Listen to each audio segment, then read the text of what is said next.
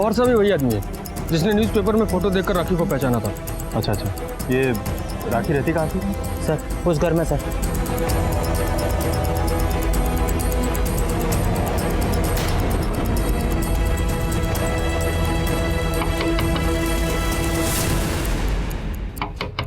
Police है, police.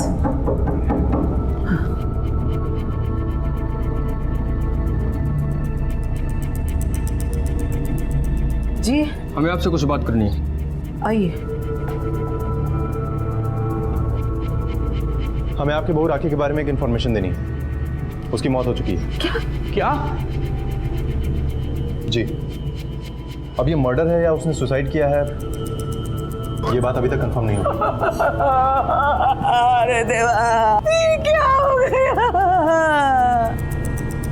मेरा दिल घबरा रहा था, जरूर कुछ ना कुछ होगा। चली गई। देखिए, उसकी मौत से पहले उसके साथ काफी टॉर्चर हुआ है। काफी दिनों से उसे कुछ खाने को नहीं मिला था। ये आप क्या बात कर रहे हैं साहब? साहब, वो बहुत बीमार थी। मैंने अपने हाथों से उसका खाना खिलाया, लेकिन खाने में से उसका मन ही उड़ गया और ये ऐसा हो गया। ये आपके सर पे चोट कैसे लगी? बाथरूम में गिर गई थी,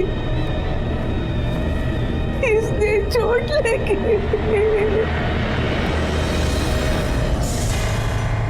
शिंदे साहब, मुझे पूरा यकीन है कि ये औरत हमसे कुछ छुपा रही है। अगर इसने वाकई राखी के साथ कुछ किया है तो ये हमें कुछ बताएगी नहीं। एक काम करते हैं, इसके पड़ोसियों से पूछताछ करते हैं। अरे साहब, एक नंबर के लालची लोग थे साहब। वो दहेज के नाम पर बेचारी पर बहुत अत्याचार करते हैं। उनके घर में रोज झगड़ा भी होता था साहब। अरे साहब, मैंने तो वीडियो भी बनाया है। ये देखिए, हर्षा ताई बेचारी को रोज मारती थी। आप लोगों के अंदर इतनी समझदारी है कि जब किसी औरत पे अत्याचार होता है तो आप उसका वीडियो बना लेती हैं, लेकिन इतनी समझदारी नहीं है कि पुलिस में इन्फॉर्म कर दें। नहीं साहब, समझ तो थी, लेकिन मजबूरी थी। मजबूरी मतलब? हमने हर्षा ताई से कर्जा लिया है।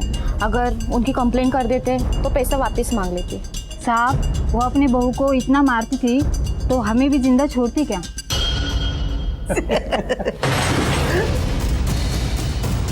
ये देखो,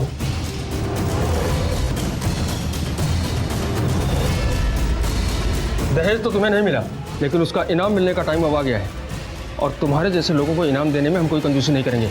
चलो ले साहब। साहब, हमने कुछ नहीं किया साहब। अरे छोड़ो, कुछ नहीं किया। अरे साहब, मेरी बात तो सुनिए साहब, कुछ नहीं किया। अरे कुछ नहीं।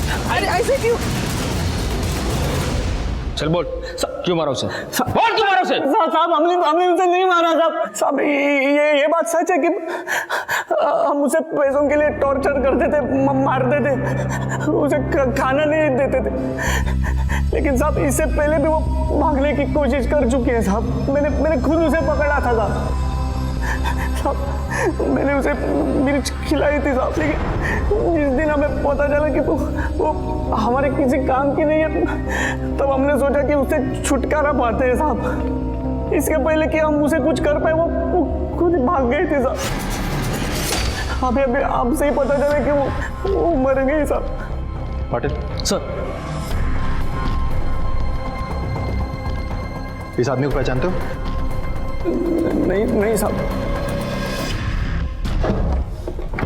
ये दोनों खुद को बचाने के लिए अभी भी झूठ बोल रहे हैं। मैंने अपने करियर में से बहुत कमीने देखे हैं। हम इनसे भी राखी के खून का सच उगलवा लेंगे। शिंदे साहब, अगर इन लोगों ने वाकई में राखी का खून किया होता तो वो उसकी लाश को पुणे में ही कहीं ठिकाना लगा देते। पुणे से उसकी लाश को मुंबई में ले जाके दीपक के घर के कंपाउंड में रखना, इतना बड़ा रिस्क नहीं लेते वो। आपका मतलब है कि वो इनके टॉर्चर से बचकर भागी थी और शायद किसी और ने खून कर दिया? शायद, हाँ। लेकिन आखिर वो कौन हो सकता है जिसने राखी का खून किया? साहब, मैंने आपको फोन किया था, लाश वहां पे पड़ी है, आइए। देशमुख, इसे इसलिए जलाया गया होगा ताकि इसकी पहचान ना हो सके। आसपास देखो, कहीं कोई मोबाइल फोन, पर्स वगैरह मिलता है क्या?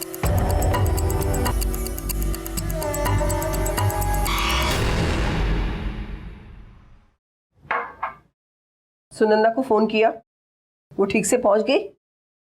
कल रात फोन किया था, तब वो उसके माँ के घर पहुंचने वाली थी।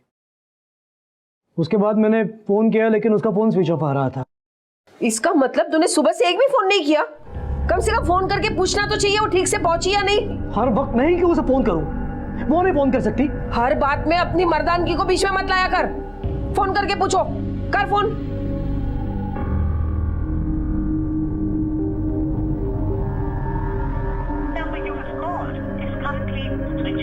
अभी भी उसका फोन स्विच ऑफ आ रहा है। हाँ तो ठीक है ना, उसके घर लैंडलाइन पे फोन करके पूछ।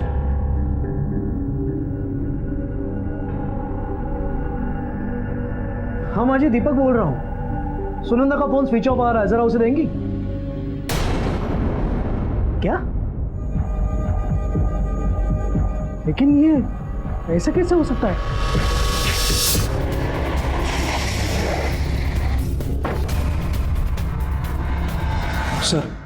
सर सुनंदा और मेरी बच्ची कल रात से गायब है। कल रात वो अपने मायके जाने के लिए निकली, लेकिन उसके माँ का कहना है वो कल रात घर पहुंचे ही नहीं। रात को कितने बजे निकले थे? यही 8 साढ़े 8 के आसपास। सुनंदा की माँ का घर कहाँ है? माधव नगर। तो आप उसे छोड़ने क्यों नहीं गए? सर घर पास में ही है, तो अक्सर वो अकेले ही चली जाती थी। आपका और उसका कोई झगड़ा हुआ था क्या? नहीं सर। आपको ये बात थोड़ी सी अजीब नहीं लगती है कि आपके साथ लगातार कोई ना कोई हादसा हो रहा है? कल रात को जब आपकी बीवी घर से गई, उसके बाद आप घर पर ही थे? हाँ मैं घर पर ही था, कहीं नहीं गया। बल्कि मैंने उसे 2-3 बार फोन करने की कोशिश भी की।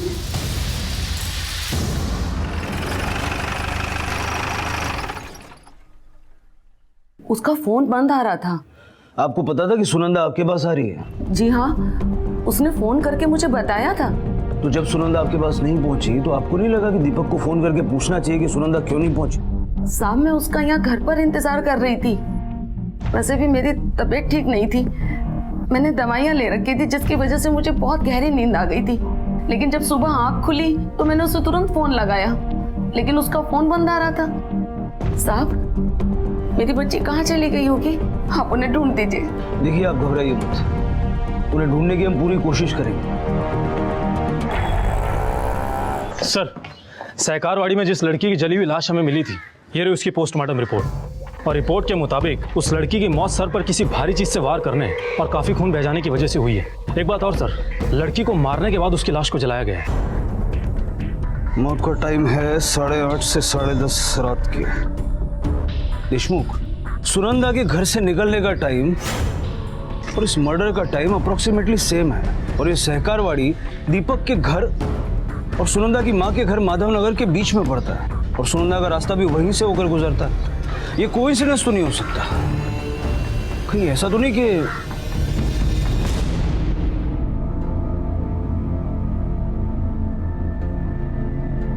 चाय।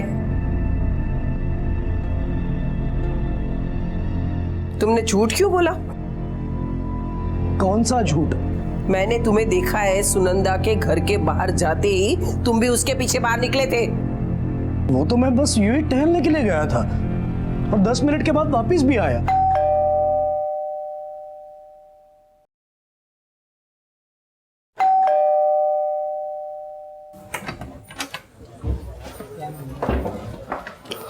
इन गहनों को पहचानते हैं?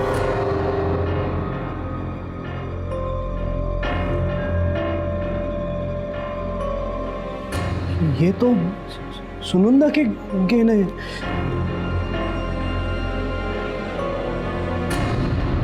सुनंदा के कुछ नहीं।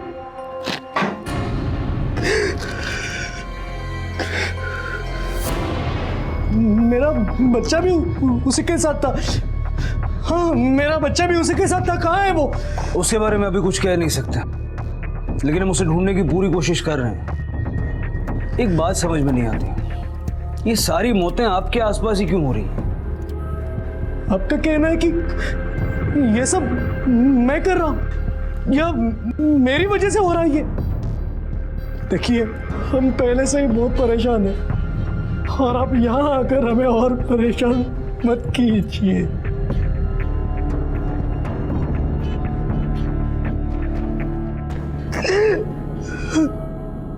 देशमुख, इन दोनों पे नजर रखो, पता करो इन्हें सच में दुख हुआ था या नाटक कर रहा है, और जरा आस पड़ोस में पूछताछ करो। पता करो ये खुशहाल फैमिली आखिर कितनी खुशहाल थी। सर पिछले कई दिनों से इस घर से झगड़े की आवाजें सुनाई दे रही थी बहुत। सुनंदा को शायद शक हो गए थे दीपक पे कि उसका कई बार चक्कर शुरू है। और हाँ, उसने पहले भी एक बार दीपक का चक्कर पकड़ा था, इसलिए वो दीपक पर विश्वास नहीं करती थी। और हाँ सर, ये दीपक जितना शक्ल से भोला दिखता है ना, उतना वो है नहीं, बहुत चैप्टर है वो। सर दीपक के पड़ोसियों से मिली जानकारी से तो ऐसा लगता है कि वो सुनंदा का खून कर सकता है। उस एक्स्ट्रा मैरिटल अफेयर की वजह से देशमुख अगर उसे सुनंदा को मार के उसकी लाश को जला के सुनंदा की पहचान मिटानी थी तो वो उसके गहने क्यों पहचानता? सर ये केस उतना सीधा लगता नहीं है जितना हम समझ रहे हैं।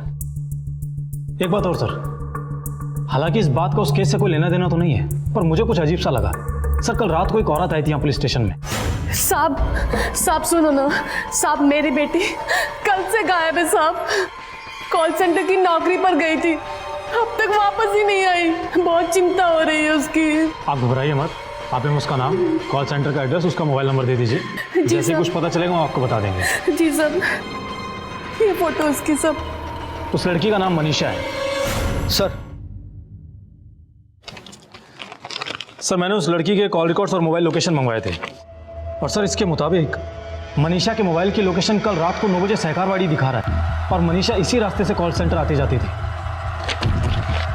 ये देखिए सर।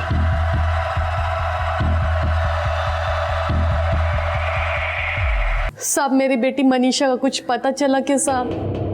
देखिए फिलहाल तो पता नहीं चला, पर चल जाएगा। अच्छा ये आप इन दोनों को जानती हैं? नहीं साहब, मैंने कभी नहीं देखा इन दोनों को साहब। शायद मनीषा जानती हूँ, उसके दोस्त वगैरह हूँ। नहीं साहब, मनीषा के सभी दोस्तों को मैं अच्छे से जानती हूँ साहब। इन दोनों को तो पहले कभी नहीं देखा साहब। कौन है साहब ये दोनों?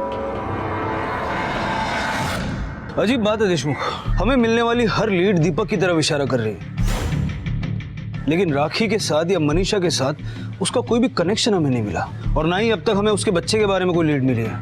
सर ऐसा भी तो हो सकता है कि दीपक सुनंदा से छुटकारा पाना चाहता हो, या उसने खुद ही सुनंदा को ठिकाने लगा दिया हो, या उसकी सुपारी दी हो। नहीं देशमुख, जिस तरह उसके घर के बाहर लाश मिली है, मुझे नहीं लगता कि वो इतनी हिम्मत करेगा। और हमारे लिए सबसे पहले ये पता लगाना जरूरी है कि उसका बच्चा कहाँ है, और ये जो जली हुई लाश हमें मिली है वो किसकी है। एक काम करो, सुनंदा की माँ अनुपमा और मनीषा की माँ पार्वती, दोनों का डीएनए सैंपल लो और बॉडी के साथ मैच करके देखो। Yes sir.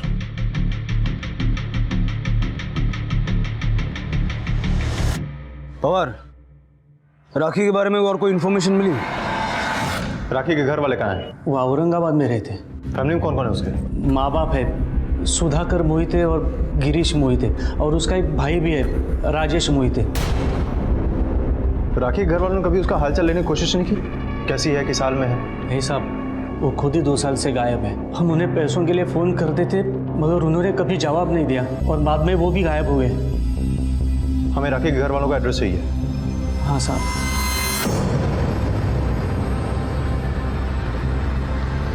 हेलो सर, राखी के माँ बाप का पता चल गया है, वो औरंगाबाद में रहते हैं। हाँ सर, मुझे भी ऐसा लगता है कि शायद वहाँ से कोई लीड मिले। ठीक है सर। शिंदे साहब, अब हमें औरंगाबाद जाना होगा।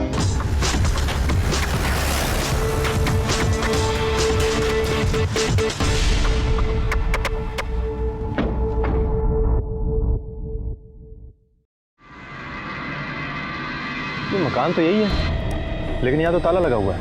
पाटिल सर, एक काम करते हैं, आस पड़ोस में पूछताछ करते हैं।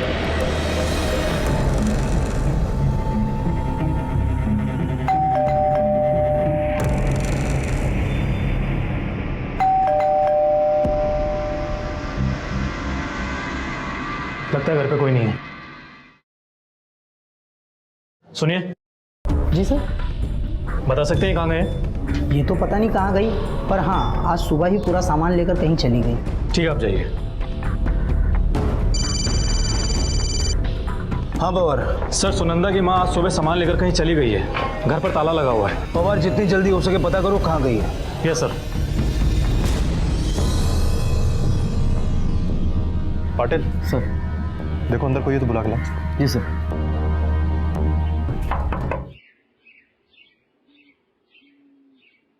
जी बोलिए। हमारे साहब आपसे बात करना चाहते हैं। जी बोलिए। मैं Mohan Pawar, police sub inspector, Mumbai. नमस्ते। आपसे एक इन्फॉर्मेशन चाहिए थी मुझे। ये मोहिते फैमिली आपके पास वाले मकान में ही रहती है ना? जी, लेकिन उन्होंने औरंगाबाद बहुत पहले ही छोड़ दिया। शहर ही छोड़ दिया? क्यों? 2 साल पहले उस फैमिली के साथ जो हुआ ना, उससे उन्हें बहुत बड़ा सदमा पहुंचा था। क्या हुआ था? उनकी बहू अर्चना, उसने उन पर डाउरी का केस दाखिल किया था। उससे सोसाइटी में काफ़ी बदनामी हुई थी उन लोगों की, और फिर उनका घर से निकलना तो लगभग बंद ही हो चुका था। हमें कहीं से मोहिते फैमिली की फ़ोटो मिल सकती है क्या? जी, वो मेरी बेटी की शादी में आए थे, तभी खींची थी हमने एक। शायद मेरे मोबाइल में होगी, मैं देखता हूँ। ये देखिए।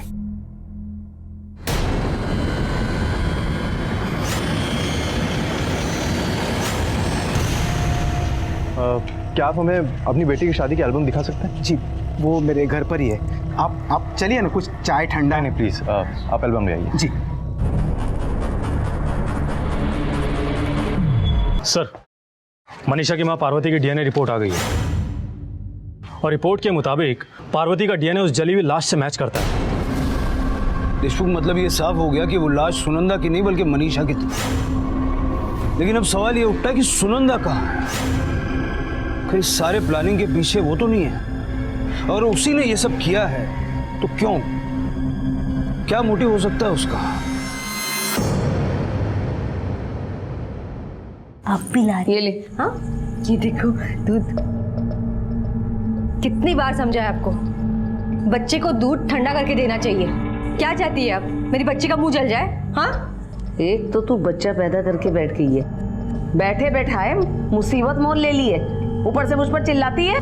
भगवान से तो डरो, कितने पाप कराए आपने मुझसे, सबका हिसाब होगा एक दिन। कितनी खुश थे मैं दीपक के साथ, सब कुछ अच्छा चल रहा था, लेकिन आज सब बर्बाद हो गया। इसकी जिम्मेदार भी तू है। अरे अब जो कुछ हो गया उसे छोड़। हाँ, अरे अब एक नई शुरुआत कर। ये देख, जतिन पटेल है इसका नाम, बीवी मर गई है इसकी। अरे अपने बच्चों के लिए माँ ढूंढ रहा है। समझ गई ना मैं क्या कह रही हूँ? सर, ये देखिए। हाँ, ये राखी है, ये इसका भाई राजेश, और ये इसकी बीवी अर्चना।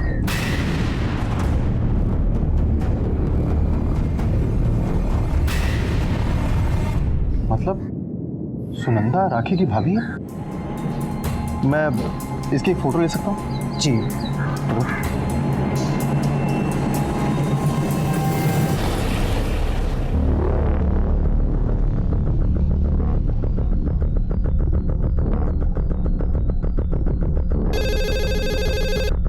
हेलो सर, आपने फोटो देखी? अब समझ में आ रहा है कि उसने राखी की लाश और अपने सास ससुर को क्यों नहीं पहचाना। मैं उन दोनों के बारे में कुछ नहीं जानती सर। क्योंकि इसके पीछे सुनंदा की कोई बहुत बड़ी प्लानिंग थी। मुझे लगता है शायद इन सारे मामलों का राज सुनंदा के अतीत में छिपा है, और उसके अतीत तक पहुंचने के लिए हमें राजेश तक पहुंचना होगा। पवार, एक काम करो, राजेश का मोबाइल नंबर निकालो और पता करो वो कहाँ है। Okay sir.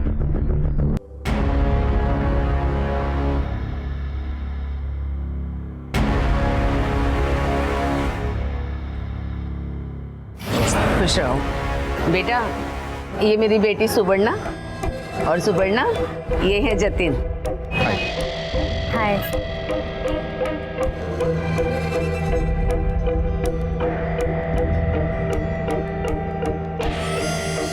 बेटा, मैं और सुवर्णा ही एक दूसरे का सहारा है। हम लोगों का कोई नहीं है दुनिया में हमारे सिवा। वैसे मेरी सुवर्णा बहुत ही समझदार है, पर बहुत सीधी भी है, दुनियादारी नहीं समझती। मुझे तो हमेशा इस बात की चिंता लगी रहती है कि किसी अच्छे से इंसान से इसकी शादी हो जाए। समझो आपकी सारी चिंताएं आज से खत्म हो गई। मुझे सुवर्णा पसंद है, मैं तैयार हूँ इस शादी के लिए।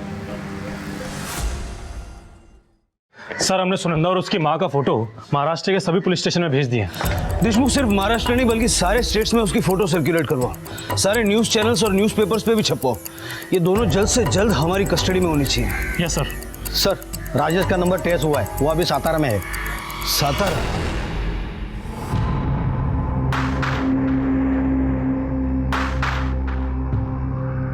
जतिन से शादी होने के बाद इस बच्ची का क्या करना है, कुछ सोचा है? क्या करना है मतलब कि अरे जब तक हमारा काम नहीं हो जाता तुझे इस बच्ची से दूर रहना पड़ेगा ना। ला ये बच्ची मुझे दे। अरे अरे सुन तो।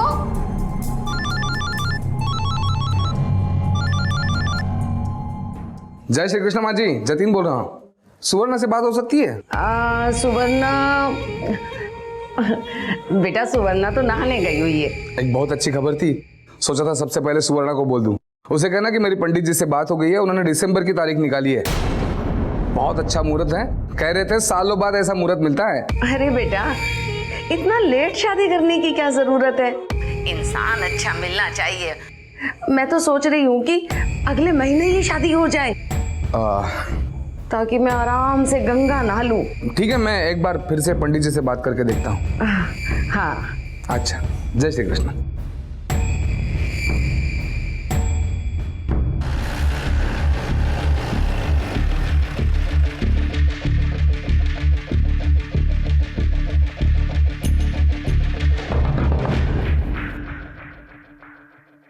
जी कहिए। मुंबई पुलिस, कुछ बात करनी है तुमसे।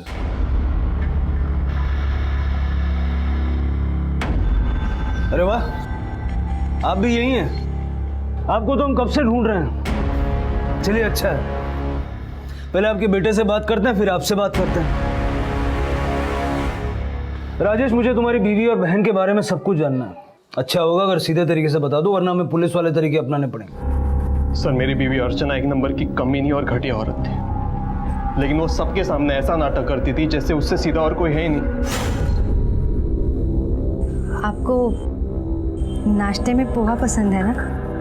मैंने वही बनाया आज आपके लिए। वाह वाह वाह, क्या बात है, थैंक यू। पानी।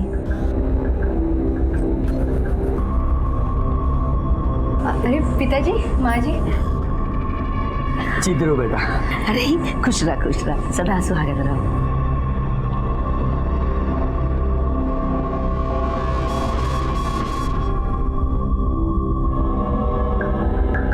अरे माँ जी, ये क्या कर रही है आप? दीजिए मैं करती हूँ। अरे नहीं मैं कर लूंगी, जाओ तुम जाके आराम करो। मेरे होते हुए आप कैसे काम कर सकती है? मुझे बिल्कुल पसंद नहीं आएगा।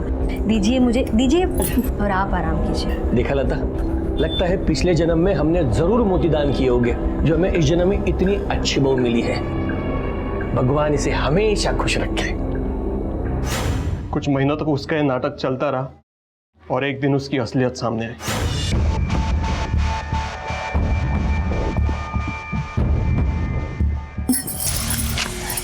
क्या कर रही हो ये?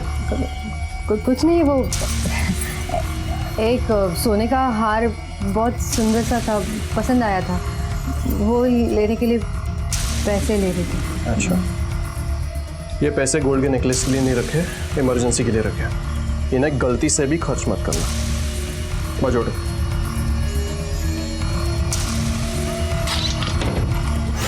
उसके बाद अर्चना के घर में काम करने वाली लक्ष्मी ने हमें एक ऐसी बात बताई जो सुनकर हमारे होश ही उड़ गए। क्या बताया उसने? सर मैंने जब अर्चना को रंगे हाथ पकड़ा था, तब उसके बाद उसने उसकी माँ के साथ मिलकर हमें फंसाने का प्लान बनाया। लेकिन मुझे नहीं लगता कि हम राजेश से पैसे निकाल पाएंगे। ये नहीं हो सकता। मैडम जी मदद कीजिए ना हमारी।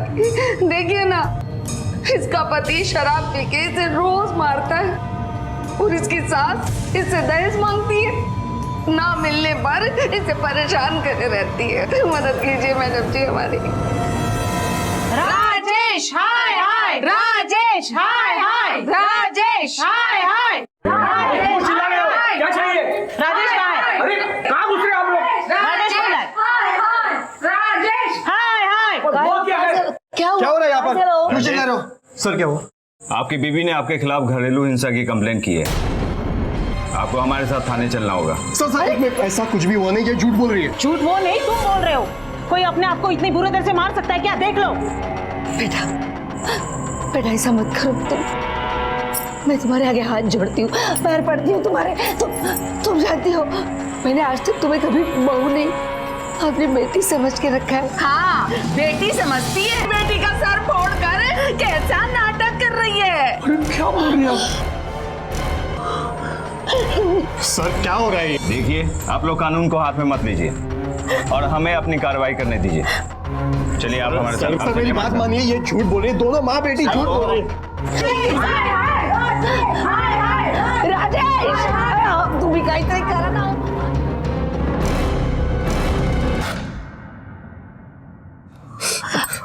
देखिए, आपकी बहू ये सब नाटक अपनी माँ के बहकाव में आकर कर रही है, और ये सब मैंने अपने आंखों से देखा है, कानों से सुना है। तो उस दिन आपने पुलिस के सामने ये सब बताया क्यों नहीं? देखिए, मुझे पुलिस के लफड़े में नहीं पड़ना है। मुझे लगा आपको आके मुझे बताना चाहिए, इसलिए मैंने बता दिया। अब आगे क्या करना है आप लोग सोचो, मैं चलती हूँ। राजेश, आपकी बीवी केस वापस लेने के लिए 50 लाख रुपए मांग रही है। क्या? 50 लाख? सर इतने पैसे हम कहाँ से लाएंगे? नहीं दोगे तो जिंदगी तो बर्बाद होगी ही, ऊपर से जेल जाओगे वो वाला।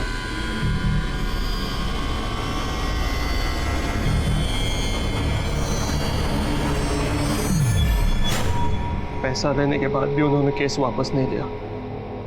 फिर कुछ दिन बाद अर्चना और उसकी माँ कहीं गायब हो गई। औरंगाबाद में हमारी इतनी बदनामी हो चुकी थी कि हमें वो शहर ही छोड़ना पड़ा। सर मैं सब कुछ भूलना चाहता था, एक नई जिंदगी की शुरुआत करना चाहता था, लेकिन आई बाबा का अर्चना के ऊपर का गुस्सा ही कम नहीं हो रहा था। फिर एक दिन हमारे किसी रिश्तेदार ने कहा कि अर्चना मुंबई में, और वहाँ उसने दूसरी शादी कर ली। मैंने इस बात का अनसुना कर दिया, लेकिन मेरे माँ बाप अर्चना को सबक सिखाने और उससे बदला लेने मुंबई चले गए। अर्चना को फंसाने के लिए जानबूझकर मेरी आई उसके गाड़ी के सामने आ गई, जहां उनकी मौत हो गई। और कुछ दिन बाद पता चला कि अर्चना की भी मौत हो गई। और फिर मेरे बाबा भागकर मेरे पास आ गए। और राखी के साथ क्या हुआ? सर हमें पता था उसका पति और सास उसको दहेज के लिए बहुत परेशान कर रहे हैं। दादा प्लीज मुझे यहाँ से ले चलो दादा। दादा ये लोग मुझसे दिन रात पैसे मांगते, दादा इन्हें और दहेज चाहिए। जैसे ही इंतजाम हो जाएगा मैं सारे पैसे दे दूंगा उनको, फिर कोई तुझे कुछ नहीं कहेगा।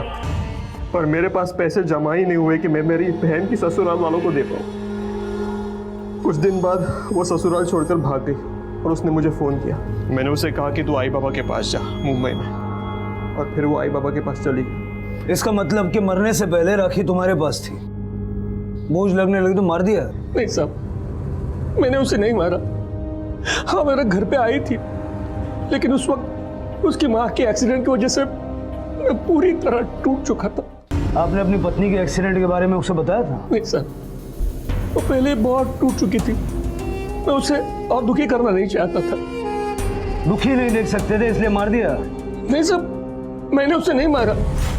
राखी, राखी दरवाजा खोलो राखी। अब अपनों को भी मैं बोझ लगने लगी हूँ, वो भी मुझे अपना नहीं चाहते। जब उसकी आवाज आनी बंद हो गई तो मैं दरवाजा तोड़कर अंदर चला गया। मैंने एक वार्ड बॉय को पैसे दे रखे थे लता की हालत बताने के लिए।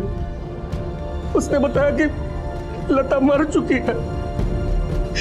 मुझे अर्चना पे बहुत गुस्सा आया साहब, उसी की वजह से हुआ था।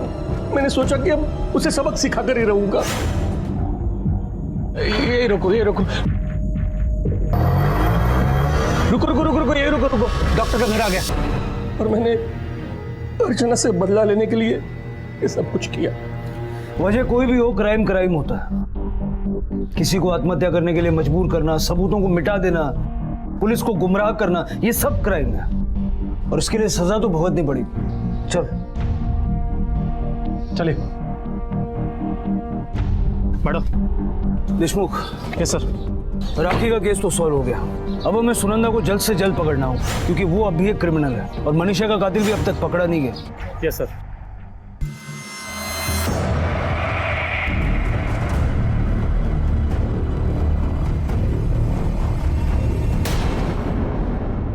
सर, सुनंदा को वाशी पुलिस ने अरेस्ट कर लिया है, वो उसे यहाँ लेकर आ रहे हैं।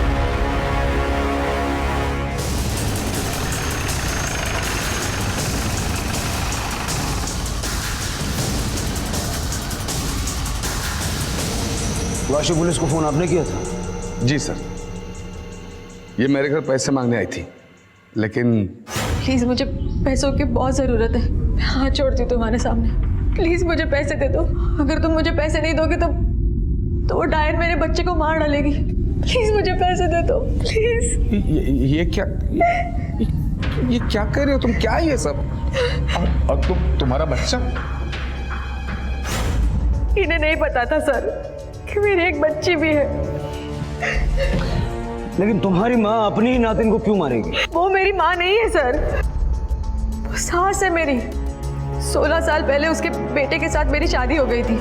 शादी के कुछ दिनों बाद एक कार एक्सीडेंट में मेरे पति की मौत हो गई। मेरी सास उसकी मौत के लिए मुझे ही जिम्मेदार ठहराती थी और उस गिल्ट में मैं मेरे सास के हाथ की कठपुतली बन गई सर। वो मेरी शादी कराती थी और वहां से पैसे चुराकर हम कहीं और भाग जाते थे सर। पर मैं दीपक से सच में प्यार करती थी। हमारी एक बच्ची भी है और उसी बच्ची को मेरी सास लेकर भाग गई है सर। जब इसने ये सब मुझे बताया तो मुझे लगा कि मुझे पुलिस को फोन करना चाहिए। अगर ये उस औरत के साथ होती तो मुझे फोन करने नहीं देती। मुझे लगता है ये सच बोल रही है सर। इसकी बच्ची को ढूंढिए प्लीज। हेलो माँ जी, मैं बात कर रही हूँ। अरे ये जतिन का फोन तेरे पास कैसे आया? जी वो माँ जी, जतिन पैसे देने के लिए तैयार ही नहीं हो रहा था। मैंने उसे मार डाला और उसका फोन उठा ले आई ताकि मैं आपसे बात कर सकूं। माँ जी कहाँ है आप? और मेरी बच्ची कैसी है? बंद कर ये झूठी कहानी बनाना। मैंने तुझे और जतिन को पुलिस के साथ देखा है। और शानी बन रही है ना तू, है ना? माँ जी मेरी बात सुनिए।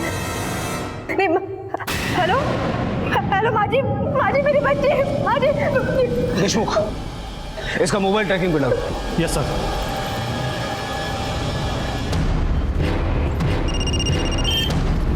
बोलो देशमुख। अनुपमा और वो बच्ची जिस गाड़ी में है वो आपकी गाड़ी से 1 किलोमीटर की दूरी पर है।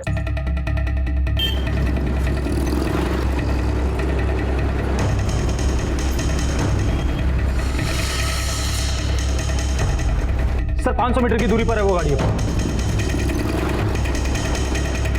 सर राइट लीजिए। राइट आगे से राइट लो। Sir first left.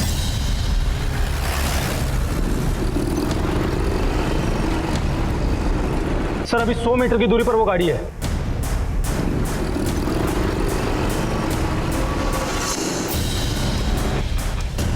Sir 20 metre की दूरी पर आपकी गाड़ी के सामने जो गाड़ी है उसी में ही अनुपमा और वो बच्ची है। रिक्शा थांबो।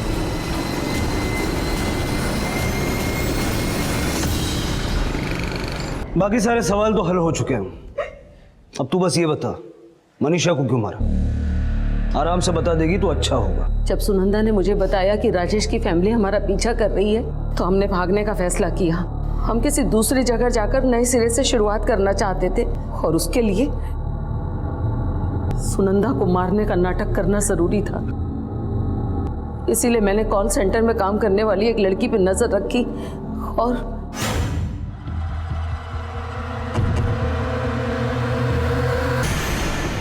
सर मैं सच कह रही हूँ। मैं नहीं जानती थी कि इसने किसी लड़की का खून भी किया है। मनीषा के खून के बारे में नहीं जानती थी, लेकिन बाकी के सारे क्राइम तो तूने इसके साथ मिलके किए ना। डर के करो या मजबूरी में, क्राइम होता है। ये तो सारी उम्र जेल में काटेगी। अब सजा तुझे भी भुगतनी पड़ेगी। और कुछ अंदाजा है? ये बच्ची जो तुम दोनों के बीच में पिस गई, जिसका कोई कसूर नहीं,